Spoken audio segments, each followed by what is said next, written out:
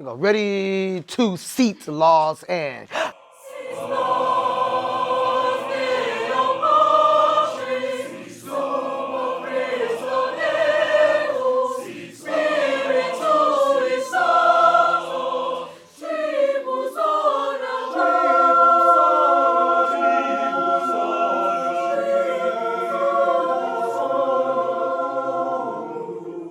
All right, can we clean up all of those? Ya da da, ya da da, ya da da. So do this for me. Sing it on ya da, ya da, ya da da da da.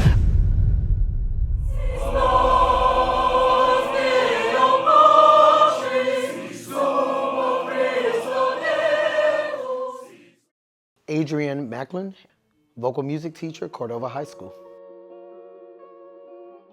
I started here at Cordova 2013, 2014, and I've been here the last 12 years, making an impact in the student lives that are here. Well, I like to think of myself being lucky here. I started out here in 2013, and so now I'm teaching those graduates. I'm teaching their younger siblings or their cousins, and so I can't leave. I've been here 12 years. It's like I'm a part of their families. That I love about being here so long is that the program just continues to build off of the next class. Each class see the victories and the success of each student, and they're like, hey, we want to be able to do that, and not only that, but we want to surpass that. So seeing students be influenced through music education, not to just become a musician, but to become a doctor or become a lawyer or become an engineer, means a lot. It shows that this class is making an impact on students.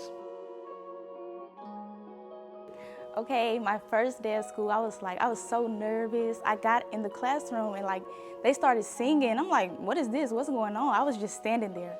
And he auditioned me to see which voice part I would be, and I was soprano 1. And throughout the whole year, at every performance, I would sit down in the corner by myself, not talking to anyone. And so that was that whole year, that's how it went.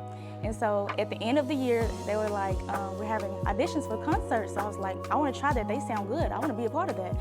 So my junior year, that's when I started to branch out. Everyone knew who I was. Maclin, he took me in.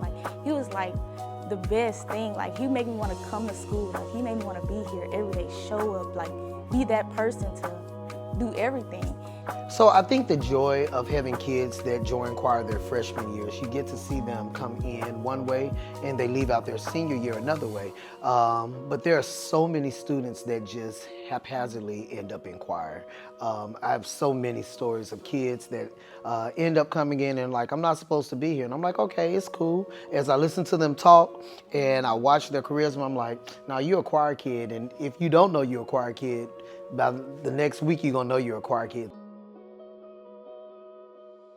Where do I even start? Maclin is he's more than a teacher. He's he's a mentor, and in a lot of people's eyes, including my eyes, he's like a father figure. So he's someone who he'll push you to strive for more, and he'll make you want it.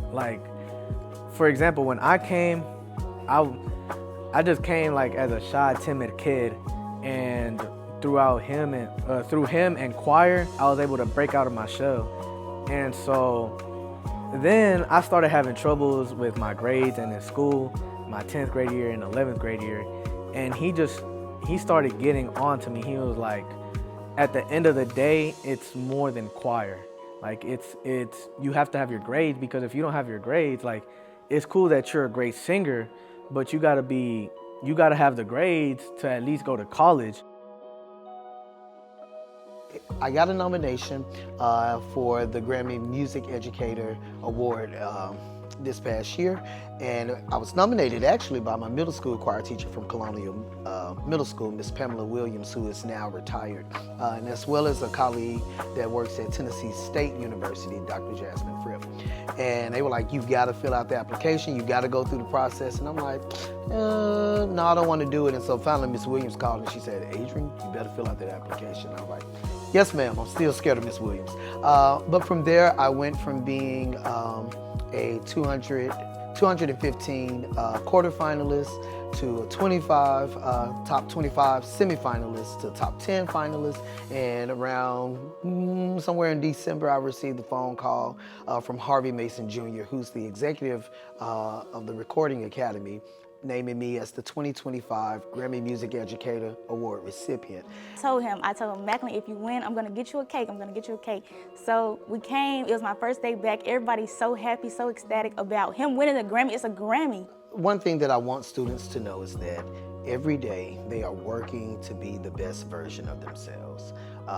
You can't beat Michael Jordan being who he is. You can't beat LeBron being who he is. You can't beat Beyonce being who she is. But what you can do is improve yourself to be the best version of yourself.